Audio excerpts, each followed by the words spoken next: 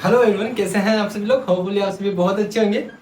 तो देखिए बेटा, आज की क्लास में बात करने वाले हैं stability of half field and full field sub orbitals के बारे में। कि अक्सर ऐसा हमें देखने को मिलता है कि जो ऑर्बिटल्स पूर्णतः ऑक्यूपाइड होते हैं और जो ऑर्बिटल हाफ फील्ड होते हैं यानी कि अर्ध पूरित विन्यास इनमें होता है, ये ऑर्बिटल्स अधिक स्थायित्व को गेन करते हैं। ऐसा क्यों है, इसका रीजन आज की क्लास में हम देखने वाले हैं। तो देखिए, इसके ना बेटा दो रीजंस हो सकते हैं। जैसे कि हाफ फील्ड का मतलब मैंने आपको बताया, फुल फील्ड का मतलब मैंने आपको बताया। जो पीरियोडिक टेबल में नोबेल गैसेस होती हैं उन सभी में फुल फील्ड ऑर्बिटल्स पाए जाते हैं। और हम जानते हैं कि जो नोबेल गैसेस होती है पूरी आवर्त सारणी में, पूरी पीरियोडिक टेबल में सबसे अधिकतम स्थायित्व वाली एलिमेंट्स होते हैं, परमाणु होते हैं। तो ऐसा क्यों होता है उसको अपन समझने की तेरा कोशिश करते हैं। देखिए, इसमें दो रीजंस, जो दो फैक्ट है वो कार्यरत होता है। पहला फैक्ट होता है बेटा आपका इलेक्ट्रॉन्स का सिमेट्रिकल डिस्ट्रीब्यूशन, है ना। पहला है आपका इलेक्ट्रॉन का सिमेट्रिकल सममित रूप से उनका डिस्ट्रीब्यूशन को क्या बोलते हैं आप देख लीजिए। तो यहां पर बोलते हैं अपन symmetrical distribution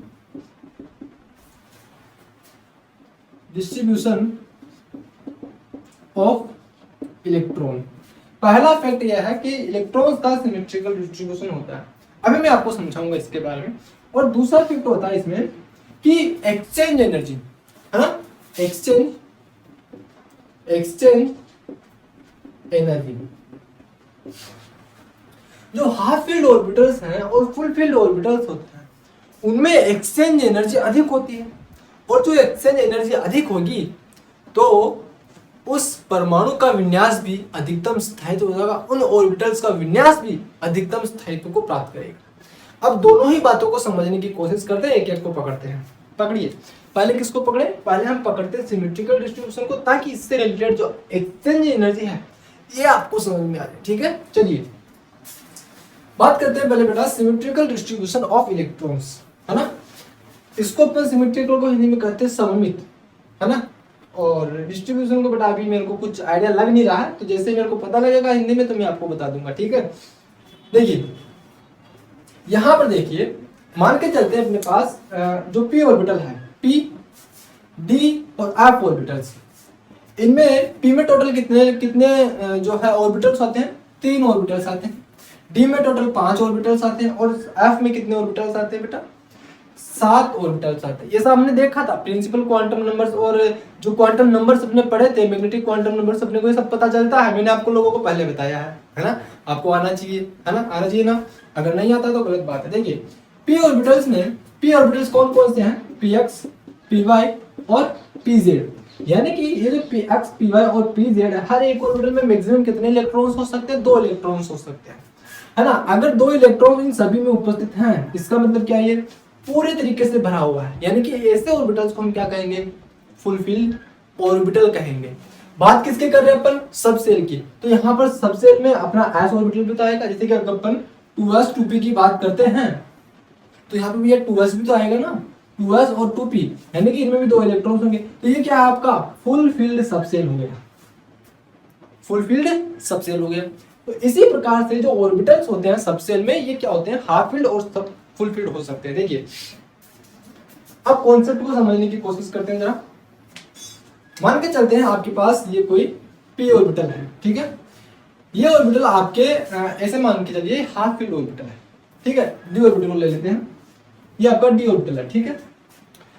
half filled orbital का मतलब क्या है, सभी में एक एक इलेक्ट्रॉन उपस्थित होगा, ठीक है। 1 इलेक्ट्रॉन 1 इलेक्ट्रॉन 1 इलेक्ट्रॉन और 1 इलेक्ट्रॉन। देखिए ये है आपका डी ऑर्बिटल और ये हाफ फील्ड ऑर्बिटल है। क्यों, क्योंकि सभी में एक एक इलेक्ट्रॉन उपस्थित है। क्योंकि होने कितने चाहिए, 5, यानी कि होने तो 10 चाहिए। अगर फुल फील्ड होता ऑर्बिटल तो 10 ऑर्बिटल होने चाहिए, 10 इलेक्ट्रॉन्स होने चाहिए। देखिए कितने इलेक्ट्रॉन्स है, 5 इलेक्ट्रॉन है। तो इस सबसेल में, आपके डी सबसेल में टोटल कितने, 5 इलेक्ट्रॉन। कितने इलेक्ट्रॉन है, 5, यानी कि क्या है आपका हाफ फील्ड ऑर्बिटल है। अब यहाँ पे इलेक्ट्रॉन का सिमेट्रिकल डिस्ट्रीब्यूशन हो रहा है। कैसे, कि सभी ऑर्बिटल्स में, जो कि सभी की एनर्जी समान है, सभी की ऊर्जा समान है। ऐसा नहीं कि भैया सभी की ऊर्जा समान नहीं है, सभी की ऊर्जा समान है। मैंने आपको बताया था पिछली क्लास में, बताया था ना। तो इन सभी ऑर्बिटल्स की एक ही सबसेल में उपस्थित सभी ऑर्बिटल्स की, एक सबसेल में उपस्थित सभी ऑर्बिटल्स की ऊर्जाएं समान होती है। मैंने आपको बताया था, है ना। तो यहाँ पर इन सभी ऑर्बिटल्स की ऊर्जाएं क्या है, समान है। और जब समान ऊर्जाएं हैं तो सभी में एक एक इलेक्ट्रॉन उपस्थित होना चाहिए, सभी में एक एक इलेक्ट्रॉन उपस्थित है। तो ये क्या है, एक सिमेट्रिकल डिस्ट्रीब्यूशन है। लेकिन अगर इसकी बात की जाए कि ये आपका पी ऑर्बिटल है, अब ये क्या सिमेट्रिकल डिस्ट्रीब्यूशन होगा? नहीं होगा। क्यों? क्योंकि भैया इसके पास भी तो एक इलेक्ट्रॉन होना चाहिए, लेकिन नहीं है, क्योंकि ऊर्जाएं तो समान है, एक इलेक्ट्रॉन आना चाहिए। तो ये क्या है, सिमेट्रिकल डिस्ट्रीब्यूशन। इसको ऐसे समझो, नहीं समझ में आया होगा, इसको ऐसे समझो। मान के चलते हैं आपके पिताजी हैं, है ना, आपके फादर हैं, आपके फादर हैं, ये लड़का नंबर 1, ये लड़का नंबर 2, ये लड़का नंबर 3, 3 लड़के हैं आपके फादर के पास, ठीक है, जिसमें से एक आप भी हैं। अब तीसरे नंबर वाले आप हैं और आपसे 2 बड़े हैं या फिर छोटे हैं, मान के चलिए, ठीक है, 2 बड़े हैं, ठीक है, आपसे 2 बड़े हैं, आप छोटे छोटे हैं, ठीक है। चलिए, आपके पिताजी के पास क्या है, 300 रुपए है, क्या है, 300 रुपए है। अब आपके पिताजी को, क्योंकि आपके पिताजी के आप बेटे हो, तीनों बेटे हैं उनके लिए, तो तीनों बेटे क्या है बेटा, बराबर है। इसके लिए, इनके लिए पहला लड़का भी बराबर है, दूसरा भी बराबर है और तीसरा भी बराबर है ना। तो ये क्या करना चाहेंगे, अपने तीनों बेटों को, इनके पास 300 रुपए की प्रॉपर्टी है, तो ये अपनी प्रॉपर्टी में से 100 रुपया इसको देंगे, 100 रुपया इसको देंगे, 100 रुपया इसको देंगे, क्योंकि तीनों ही इनके लिए बराबर है, बराबर है। तो ये क्या होगा, एक सिमेट्रिकल डिस्ट्रीब्यूशन होगा। अब क्या होता है भैया, अब पंगा होता है। सुनो, आपके पिताजी क्या करते हैं कि इसके पास, इनके पास 300 रुपया है ना, इनको 100 रुपया दे दिया और दूसरे वालों को भी 100 रुपया दे दिया और आपको ताड़ दिया, जा नहीं देता मैं तेरे को, ठीक है। अब आपको क्या आएगा, नहीं मेरे को 100 रुपये नहीं दिए, मेरे को, मेरे दोनों भाइयों को, तो मेरे से बड़े है ना, उनको 200 रुपये दे दिए, ये तो गलत बात है ना, नाइंसाफी हो गई भाई। ये तो आपका मन क्या करेगा, इन दोनों के मुंह पे दे मुक्का मुंह को लाल कर दूंगा, मन तो करेगा ना कि दोनों को धा बजा दे। तो यहाँ पर क्या हो रहा है, आपके अंदर कुछ भाव आ रहे हैं जो आप निकालना चाहते हो, है ना, निकालना चाहते हो, पर क्या हुआ यहाँ पर, तो यहाँ पर मेरा 100 रुपए इनको दे दिए, पर इसको कुछ नहीं दिया, क्योंकि भैया तीनों लड़के तो बराबर है ना, देना तो चाहिए ना, क्यों नहीं दिया फिर।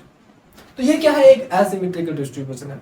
ये क्या है, ये क्या है, ये नाइंसाफी है ना। तो नाइंसाफी को हम कहते हैं एसिमेट्रिकल डिस्ट्रीब्यूशन, और इंसाफी को, जो यहाँ पे इंसाफ मिला, तीनों को 100 रुपया दे दिया प्रॉपर्टी में से, इसी को अपन क्या बोलते हैं, सिमेट्रिकल डिस्ट्रीब्यूशन कहते हैं, ठीक है। तो ऐसे ही इलेक्ट्रॉन्स में, क्योंकि सभी ऑर्बिटल्स की ऊर्जाएं समान है, एक सबसेल के सभी ऑर्बिटल्स की ऊर्जाएं समान है, तो सभी को एक एक इलेक्ट्रॉन दे दो।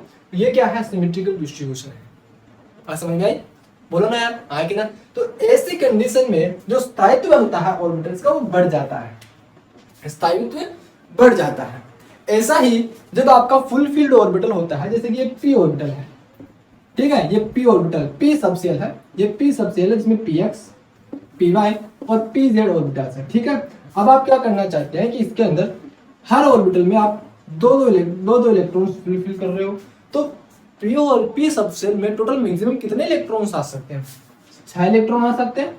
और आपने कितने इलेक्ट्रॉन्स दिए हैं, 6 इलेक्ट्रॉन्स फिल कर दिए, यानी कि ये सबसेल भी क्या है, फुल फील्ड सबसेल है, आधा भरा हुआ नहीं है, या फिर आधे से कम भरा हुआ नहीं है, पूर्णतः भरा हुआ है। अब आपके पिताजी के पास क्या थे, आपके पिताजी के पास 600 रुपए थे, जायदाद के 600 रुपए थे, 200 इसको दिए, 200 इसको दिए और 200 इसको दिए, तो भैया बराबर बराबर हो गए। अब ना आप इससे लड़ाई करोगे, ना ये आपसे लड़ाई करेगा, ना आप इससे लड़ाई करोगे, ना ये इससे आप लड़ाई करेगा, कोई आपस में गुत्ता गुत्ती नहीं होंगे, आराम से मस्त खाएंगे पिएंगे जिएंगे, ऐसे करेंगे। बोलो ना यार, हाँ कि ना। सर बात तो एकदम सही है, फटाफट से नोट कर लो। तो यही है सिमेट्रिकल डिस्ट्रीब्यूशन। तो सिमेट्रिकल डिस्ट्रीब्यूशन की वजह से एक स्टेबिलिटी जो है ऑर्बिटल्स में आ जाती है, ठीक है। तो ऐसा हाफ फील्ड और फुल फील्ड ऑर्बिटल्स में ही हो सकता। बात समझ में आई? देखिए अब जो है सेकंड जो पॉइंट है बेटा, वो है अपना सेकंड पॉइंट है अपना, जो सेकंड फैक्टर होता है वो है आपके क्या क्या था? बेवकूफ हूं, भूल गए ना तुम लोग? हमारा था एक्सचेंज एनर्जी, एक्सचेंज एनर्जी। ऐसे भूलना नहीं चाहिए यार, गलत बात है ना बेटा। देखिए होता क्या है, मान के चलते हैं आपके पास डी ऑर्बिटल है, ठीक है, आपका एक्सचेंज से समझ रहे हो, कुछ आइडिया लग रहा है, यानी कि कुछ ना कुछ तो एक्सचेंज होगा ही होगा, है ना। देखिए मान के चलते हैं ये कोई ऑर्बिटल है आपके पास, डी ऑर्बिटल है, ठीक है। इनमें क्या है, एक एक इलेक्ट्रॉन उपस्थित है, एक एक इलेक्ट्रॉन उपस्थित है, और सभी में स्पिन क्या है, समान है। स्पिन जो है वो क्या है बेटा, समान है। जब कोई ऐसे ऑर्बिटल हो जो कि हाफ फील्ड हो, फुल फील्ड हो, वैसे तो जो एक्सचेंज एनर्जी है वो सभी में हो सकती है ना, सभी में हो सकती है। परंतु यहाँ पर देखिए, अब एक्सचेंज एनर्जी किसकी ज्यादा होगी किसकी कम होगी उसकी बात कर लेते हैं, है ना। देखिए यहाँ पर अभी मैं आपको अच्छे से समझाऊंगा। देखिए मान के चलते हैं ये इलेक्ट्रॉन है, ये इलेक्ट्रॉन इसके साथ भी एक्सचेंज कर सकता है, क्योंकि देखिए दोनों ही तो समान है भाई, समान ही तो है। इसकी स्पिन भी समान है, इसकी स्पिन भी समान है, सेम ऊर्जाएं हैं दोनों इलेक्ट्रॉन की, तो ये इलेक्ट्रॉन यहाँ आ सकता है, ये इलेक्ट्रॉन यहाँ पे भी लाई कर सकता है, क्या दिक्कत परेशानी, कोई दिक्कत परेशानी नहीं है। परंतु जब ये एक्सचेंज होंगे एक दूसरे को, तब भैया कुछ कार्य तो करना पड़ेगा, इसको यहाँ आना पड़ेगा, यहाँ आने के लिए कष्ट उठाना पड़ेगा, इसको यहाँ जाने के लिए कष्ट उठाना पड़ेगा, है ना। अगर कष्ट उठाएंगे तो भैया ऊर्जा तो काम में लेनी पड़ेगी, और ऊर्जा काम में ले रहे हैं मतलब उसकी ऊर्जा थोड़ी सी कम हो रही है कि नहीं हो रही है, तो ऊर्जा कम हो रही है, स्टेबिलिटी बढ़ रही है रे बाबा। तो देखो क्या हुआ, अब देखिए ये इलेक्ट्रॉन इसके साथ एक्सचेंज हो सकता है, कितने के साथ एक्सचेंज हो सकता है जरा बताइए। ये इलेक्ट्रॉन इसके साथ भी एक्सचेंज हो सकता है, ये इलेक्ट्रॉन इसके साथ भी एक्सचेंज हो सकता है इस वाले के साथ, और ये इलेक्ट्रॉन इस वाले के साथ भी एक्सचेंज हो सकता है। तो ये वाला जो फर्स्ट वाला इलेक्ट्रॉन है, ये कितने इलेक्ट्रॉन के साथ एक्सचेंज हो सकता है, 4 इलेक्ट्रॉन्स के साथ एक्सचेंज हो सकता है, यानी कि इसके पास 4 नंबर्स में एक्सचेंज एनर्जी निकल रही है। बोलो आगे ना सर, बात तो एकदम सही है। तो ये इलेक्ट्रॉन 4 इलेक्ट्रॉन के साथ एक्सचेंज हो सकता है, मतलब एनर्जी तो भैया कम हो रही है ना इस इलेक्ट्रॉन की। ऐसे ही मान के चलते हैं, अपन सेकंड केस लेते हैं, पर ध्यान रखना है ऑर्बिटल्स की एनर्जी समान हो, यानी कि समान सबसेल के ही ऑर्बिटल्स होने चाहिए, और साथ ही जिन ऑर्बिटल्स में इलेक्ट्रॉन्स हैं उनकी स्पिन समान होनी चाहिए, वही इलेक्ट्रॉन एक दूसरे को एक्सचेंज कर सकते, अदर इलेक्ट्रॉन नहीं करेगा। एस का पी के साथ एक्सचेंज नहीं करेगा, पी का डी के साथ नहीं करेगा, पी का पी के साथ एक्सचेंज कर सकता है, लेकिन ऐसा भी नहीं होना चाहिए कि भैया प्रिंसिपल क्वांटम नंबर ही आपने बदल दिया, जैसे कि आपने 2p ले लिया और 3p ले लिया, सर ने कहा था कि इसका इलेक्ट्रॉन इसके साथ कर सकता है, तो भैया ले लो। ये देखिए प्रिंसिपल क्वांटम नंबर अलग है कि नहीं है, तो भैया एनर्जी अलग अलग हुई कि नहीं हुई, इस इलेक्ट्रॉन की एनर्जी इस इलेक्ट्रॉन की एनर्जी अलग हुई कि नहीं हुई, सारे इलेक्ट्रॉन की एनर्जी तो अलग हो गई। जब इलेक्ट्रॉन की एनर्जी अलग हो गई तो क्या एक्सचेंज कर सकता है, नहीं कर सकता, गलत हो जाएगा, ठीक है। तो हो कंडीशन है कि 2p का ही इलेक्ट्रॉन हो, 2p का ही इलेक्ट्रॉन हो और समान स्पिन में हो। अब मान के चलते डी ऑर्बिटल है फिर से अपना, ठीक है, फिर से इसमें एक एक इलेक्ट्रॉन्स है। अब हमने फर्स्ट इलेक्ट्रॉन को हटा दिया, क्या ले रहे हैं अपन, सेकंड इलेक्ट्रॉन को ले रहे हैं, ये हमारा सेकंड इलेक्ट्रॉन है, ये इसके साथ एक्सचेंज कर सकता है, इसके साथ कर सकता है, इसके साथ कर सकता है। ऐसे ही देखिए, ऐसे ही देखिए यहाँ पे electron electron electron electron electron, ये दोनों इलेक्ट्रॉन को अपन ने देख लिया, थर्ड इलेक्ट्रॉन है, ये इसके साथ एक्सचेंज कर सकता है, ये इसके साथ एक्सचेंज कर रहा है। ऐसे ही देखिए यहाँ पे देखिए बेटा, electron electron electron electron electron, इस वाले को देखिए, ये इसके साथ एक्सचेंज कर रहा है, पीछे वाले के साथ नहीं करेगा। देखिए ये 0 -1 -2 +1 +2, 0 -1 -2 +1 +2, ठीक है, बात समझ में आ गई। अब देखो अगर आपने ऐसा किया कि भैया ये वाला इलेक्ट्रॉन इसके साथ एक्सचेंज कर सकता है, समझे ना बात को, है ना, जैसे कि 0 +1 -1 -2 +1 +2। आपका क्वेश्चन हो सकता है सर ये पीछे वाले आगे वाले से क्यों ले रहे, अपन पीछे वाला को क्यों नहीं ले रहे, तो पीछे वाला भी तो कर सकता है। देखो ध्यान से करो, ये +2 है और ये -2 है, यानी कि +2 और -2 एक दूसरे को एक्सचेंज कर रहे हैं। इधर भी देखिए +2 और -2 +2 और -2, भैया सेम को तो आपने पहले एक्सचेंज करा दिया, तो डबल बार कैसे करवा सकते हो, नहीं करवा सकते हो ना, बोलो बात पतेगी कि नहीं पतेगी? फिर बात तो एकदम पतेगी, इसीलिए अपन हमेशा राइट साइड में चल रहे हैं। बोलो समझ में आया नहीं आया? समझ में आ गया। चलिए फिर तो यहाँ पे क्या हुआ, ये वाला इलेक्ट्रॉन जो फोर्थ वाला इलेक्ट्रॉन है वो एक इलेक्ट्रॉन के साथ एक्सचेंज कर सकता है, ठीक है। तो यहाँ पे देखिए एक एक्सचेंज यहाँ से हुआ, दो एक्सचेंज यहाँ से हुए और तीन एक्सचेंज यहाँ से हुआ और चार एक्सचेंज यहाँ से हुआ। तो 4 + 3 + 2 + 1 कितना हुआ देखिए 6 और 4 10, यानी कि 10 बार यहाँ से क्या हो रही है, इलेक्ट्रॉन्स एक दूसरे को एक्सचेंज कर रहे हैं। यानी कि क्या हुआ यहाँ पे, एक्सचेंज एनर्जी बहुत बड़ी है। अगर एक्सचेंज एनर्जी बहुत ज्यादा निकली है तो स्टेबिलिटी ओवरऑल ऑर्बिटल की तो भैया बड़ी है ना, जितनी एनर्जी निकलेगी स्टेबिलिटी भी उतनी ही बढ़ेगी।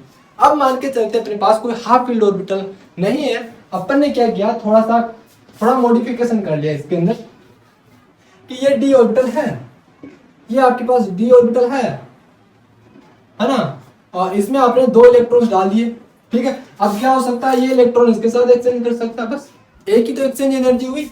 इसका मतलब बेस स्टेबिलिटी में इतना कोई फर्क नहीं पड़ा, है ना, क्योंकि एनर्जी तो इतनी रिलीज ही नहीं हुई, बहुत कम एनर्जी रिलीज हो रही है, एक ही तो बार ये एक्सचेंज कर रहा है।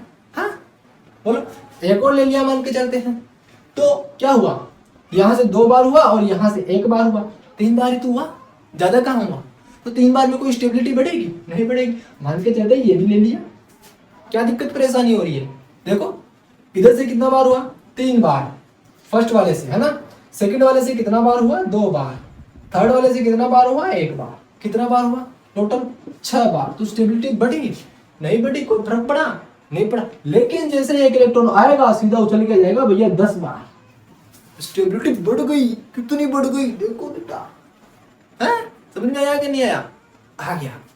चलिए अब बात कर लेते हैं अपन, तो ऐसे ही देखिए जो आपका फुल फील्ड ऑर्बिटल होगा, जो फुल फील्ड ऑर्बिटल्स है ना, फुल फील्ड ऑर्बिटल्स में भी क्या है कि ये एक तो -½ है और एक क्या है +½ -½ वाला -½ से क्या कर लेगा, एक्सचेंज कर लेगा, और +½ वाला +½ से एक्सचेंज कर लेगा। बोलो बोलो हाँ सर करेगा, बोलो करेगा कि नहीं करेगा, करेगा। तो यहां पर भी क्या है, स्टेबिलिटी तो बढ़ेगी ना, क्योंकि चांसेस हैं इलेक्ट्रॉन्स की एक्सचेंज एनर्जी के बढ़ने के बहुत ज्यादा। तो यहां पर मैक्सिमम एक्सचेंज एनर्जी होगी और हाफ फील्ड में भी मैक्सिमम एक्सचेंज एनर्जी होगी, जिसकी वजह से यहाँ पे स्टेबिलिटी जो है वो बहुत ज्यादा बढ़ जाती है। इसका एक नमूना जो एग्जांपल अपन पढ़ लेते हैं कि यहाँ पर ना ये जो हाफ फील्ड ऑर्बिटल्स हैं और फुल फील्ड ऑर्बिटल्स हैं, इनकी वजह से ना बहुत कुछ जो है परमाणु का जो विन्यास होता है इलेक्ट्रॉनिक कॉन्फ़िगरेशन उसमें भी परिवर्तन आ जाता है। जैसे कि आपके क्रोमियम वाले जो ग्रुप के एलिमेंट्स हैं उसका अपन आउटर मोस्ट ऑर्बिटल का कॉन्फ़िगरेशन देखते हैं। क्या होता है इनके जो आउटर मोस्ट ऑर्बिटल का कॉन्फ़िगरेशन बेटा वो होता है आपके 4s2 3d5 4s1 3d5 होता है। लेकिन होना क्या चाहिए भैया, पहले ये जो s ऑर्बिटल इसमें दोनों इलेक्ट्रॉन्स आने चाहिए, उसके बाद d में जाना चाहिए, होना ये चाहिए था 4s2 3d4 होना चाहिए था, लेकिन नहीं होता है। क्यों नहीं हुआ, क्योंकि यहाँ पे देखिए, यहाँ पे इलेक्ट्रॉनिक कॉन्फ़िगरेशन को ध्यान पे देखिए, ध्यान से देखिए बेटा, पॉसिबिलिटी बन रही है कि हाफ फील्ड ऑर्बिटल बन रहा हो, ठीक है ना। अब जैसे ये हाफ फील्ड ऑर्बिटल बन जाएगा तो भैया स्टेबिलिटी ओवरऑल बढ़ जाएगी ना, है ना। लेकिन यहाँ पर इस कंडीशन में क्या है, इस कंडीशन में ये जो आपका 4s ऑर्बिटल है इसमें 2 इलेक्ट्रॉन्स हैं और जो 4d ऑर्बिटल है 3d ऑर्बिटल है इसके अंदर 4 इलेक्ट्रॉन्स हैं सेम स्पिन के साथ, तो हाफ फील्ड है क्या, नहीं है। अब जब अपने को पॉसिबिलिटी मिल रही है कि ये इलेक्ट्रॉन्स स्टेबलाइज्ड हो सकता है, कैसे, ये इलेक्ट्रॉन्स यहाँ से यहाँ जाकर के, तो क्यों नहीं करवाएगा ये परमाणु, करवाएगा ना, यही इसका इलेक्ट्रॉनिक कॉन्फ़िगरेशन होगा, ये वाला नहीं होगा, ये सही होगा, ठीक है। ऐसा ही तो क्रोमियम के जितने भी ग्रुप में जितने भी एलिमेंट्स आ रहे हैं सब में ऐसा विन्यास होगा। ऐसे ही आपका जो कॉपर है जिंक से पहले आता है, तो कॉपर में भी आपका ऐसा ही विन्यास देखने को मिलता है। इसमें आपको मिलता है बेटा 3d10 4s2, ऐसा आपको देखने को 3d10 4s1 आपको देखने को मिलता है, ठीक है। 4s1 पहले आता है, 4s1 पहले आता है, ठीक है। तो 4s1 3d10 देखने को मिलता है। होना क्या चाहिए था, 4s2 3d9 होना चाहिए था, होना तो ये चाहिए था, लेकिन ये नहीं होता, ये वाला सही होता, क्योंकि यहाँ पे देखिए जो डी ऑर्बिटल वो क्या है, फुल फील्ड है, इसकी वजह से स्टेबिलिटी तो भैया बढ़ गई ना। अब जब स्टेबिलिटी बढ़ गई तो इलेक्ट्रॉनिक विन्यास यही जो है परमाणु अपना गेन करने वाला होगा ना। तो ऐसा है आपके स्टेबिलिटी ऑफ हाफ फील्ड और फुल फील्ड ऑर्बिटल का खेल। ये जो आपके हाफ फील्ड ऑर्बिटल है और फुल फील्ड ऑर्बिटल है, इसका जो एक कॉन्सेप्ट आपके आयनाइजेशन एनर्जी में भी लग जाता है। कई सारे क्वेश्चन यहाँ से बन सकते हैं। इसका एक नमूना मैं आपको दिखा रहा हूँ कि मान के चलते हैं आपके पास सोडियम है, ठीक है, सोडियम आपके पास है और इसका जो टोटल जो एटॉमिक नंबर होता है वो 11 होता है और इसका आउटर मोस्ट ऑर्बिटल में होता है आपके 3s1 होता है। अब देखिए 1s2 2s2 2p6 4s1 ये होता है आपके सोडियम का। अब यहाँ पे क्या है, अब आयन एक्सचेंज एनर्जी के बारे में मैंने आपको पहले बताया था जब अपन ने जो है हाइड्रोजन स्पेक्ट्रम पढ़ा था, उससे पहले एक लेक्चर बनाया था मैंने, तो वहां पे अपन ने पढ़ा था, ठीक है ना। तो देखिए जो 4s1 है ये कोई स्टेबलाइज्ड इलेक्ट्रॉनिक कॉन्फ़िगरेशन नहीं है। क्या होगा यहाँ पे, अगर अपने से एक इलेक्ट्रॉन को बाहर निकाल दें तो ये पूरा का पूरा जो सबसेल है इसमें फुलफिल हो गया, यानी कि स्टेबलाइज्ड ऑर्बिटल हो गई, स्टेबलाइज्ड सबसेल हो गया। इसका मतलब अगर ये इलेक्ट्रॉन बाहर निकल जाए तो Na+ स्टेबलाइज हो जाएगा। सोडियम जो है Na+ के फॉर्म में जो कि आयनाइज रहेगा वो स्टेबलाइज हो जाएगा। तो क्यों नहीं जाएगा, अगर अपन इसको कम एनर्जी देंगे तो ये इलेक्ट्रॉन को फटाक से निकालेगा। ऐसे ही आपके पास नाइट्रोजन और ऑक्सीजन मान लीजिए, है ना, नाइट्रोजन और ऑक्सीजन को मान लीजिए। नाइट्रोजन का ऑलरेडी क्या होता है बेटा, हाफ फील्ड पी ऑर्बिटल होता है। आप इसको ऊर्जा दो, नहीं निकालेगा। मैं तो भैया नहीं निकालूंगा, मैं तो पहले से स्टेबलाइज हूं, क्यों निकालूं मैं, अपने आप को बर्बाद क्यों करूं भाई। कौन चाहेगा अपने आप को बर्बाद करना, नहीं चाहेगा ना कोई भी। तो ये क्यों करना चाहेगा। आप इसको फिर उकसाओ, बहुत ज्यादा उकसाओ, परेशान कर दो इसको, तो भैया निकालो। अब परेशान करोगे तो भैया तो निकालना ही पड़ेगा ना, क्या करोगे। हाँ, बार बार आप गन लेकर के उसको मारने की धमकी दे रहे हो तो फिर तो निकालना ही पड़ेगा, है ना। तो अगर आप इसको बहुत ज्यादा ऊर्जा देते हो तो ही ये इलेक्ट्रॉन को बाहर निकालेगा, अदरवाइज बाहर नहीं निकाले। ऐसे ही आपका जो ऑक्सीजन है उसकी जो पी ऑर्बिटल है ना, वैसे तो 2s2 2p3 होता है और इसका होता है आपका 2s2 2p4। अगर किसी बच्चे को नहीं पता है तो मैं आपको बता दूं, ठीक है, देख लेना यहाँ से, ठीक है। तो मैं इसे पी ऑर्बिटल बना रहा हूँ। ऑक्सीजन में कितना होता है, ये इलेक्ट्रॉन कॉन्फ़िगरेशन होता है, ठीक है। अब क्या करना चाहेगा, ऑक्सीजन है इसको थोड़ी सी चिंगारी दो, निकल जाएगा। क्यों भैया, स्टेबिलिटी मिल रही है ना, क्योंकि हाफ फील्ड पी ऑर्बिटल मिल रहा है। तो ऑक्सीजन प्लस फटाक से, यानी कि अगर अपन N+ और ऑक्सीजन प्लस इसकी आयनाइजेशन एनर्जी के बारे में बात करें तो भैया नाइट्रोजन की जो फर्स्ट आयनाइजेशन एनर्जी है वो बहुत ज्यादा हाई होगी और ऑक्सीजन की आयनाइजेशन एनर्जी बहुत कम होगी, क्योंकि इलेक्ट्रॉन फटाक से बाहर निकल जाएगा और स्टेबिलिटी को गेन करेगा, हाफ फील्ड ऑर्बिटल बनेगा, ठीक है। और समझ में आया कि नहीं आया। ऐसे ही फ्लोरीन है आपका, ये फ्लोरीन, इसकी तो कहानी भी बहुत निराली है, ये तो है ही बंदा अलग तरीके से, ठीक है। इसका क्या होता है आपका 2s2 2p5, बोलो होता है कि नहीं होता है, 2 इलेक्ट्रॉन्स, ये 2s2, ठीक है, और ये है आपका p ऑर्बिटल 2p5, ठीक है। इसमें कितने इलेक्ट्रॉन्स हैं आपके, 5 इलेक्ट्रॉन्स हैं, ठीक है, ये 5 इलेक्ट्रॉन्स। एक इलेक्ट्रॉन इधर पड़ा है, आप इसको इलेक्ट्रॉन देना चाहो, क्या करेगा, इलेक्ट्रॉन को रिपल्सन करेंगे कि भैया कहेगा आजा रे, फटाफट से आजा रे अंदर, कहेगा कि नहीं कहेगा। लालची है ना, क्यों लालची है, क्योंकि इस इलेक्ट्रॉन के आने से इसको स्टेबिलिटी मिलेगी, क्योंकि इसका जो ऑर्बिटल है वो फुलफिल्ड हो गया। मजा आया, जब ऑर्बिटल फुलफिल्ड हो जाएगा, सबसे इसका फुलफिल्ड हो जाएगा तो भैया स्टेबिलिटी मिलेगी ना। इसीलिए फ्लोरीन जो है पूरी पीरियोडिक टेबल में मोस्ट इलेक्ट्रोनेगेटिव एलिमेंट है, क्योंकि इसको इलेक्ट्रॉन गेन करने की क्षमता सबसे अधिक है बेटा, ठीक है। तो ये है आपका पूरा कॉन्सेप्ट हाफ फील्ड और फुल फील्ड ऑर्बिटल का। होपफुली आपको चीजें समझ में आई होंगी। देखिए मैंने यहाँ पे बहुत कुछ लिखा नहीं है, आपको लिखने की अगर आवश्यकता है तो बेटा आपको खुद से लिखना है, खुद से बनाया हुआ नोट सबसे ज्यादा अच्छा होता है, वो आपको अच्छे से बेहतर तरीके से आपके माइंड में चीजों को सेट करने के लिए काफी केपेबल होता है, ठीक है। सो होपफुली हाँ, एक बात और, परमाणु संरचना वाला चैप्टर बेटा आपका होता है यहाँ पे कंप्लीट। एक भी पॉइंट ऐसा नहीं है, एक भी टॉपिक ऐसा नहीं है जो कि आपका छूट चुका हो 11th क्लास से, ठीक है। सारे टॉपिक मैंने आपको यहाँ पे कवर करवा दिए हैं related to 11th class. So hopefully आपको सारे वीडियोस, सारे लेक्चर्स देखने के बाद काफी अच्छा महसूस हो रहे होंगे, हल्का महसूस कर रहे होंगे। बोलो ना बेटा, हल्का महसूस कर रहे हो क्या, नहीं कर रहे हो सर, कर तो रहे हैं, मजा आया सर। चलिए मिलेंगे नेक्स्ट क्लास में एक नए चैप्टर के साथ, तब तक के लिए thank you so much for watching this video. और हाँ, जय किसान, जय भारत, वंदे मातरम।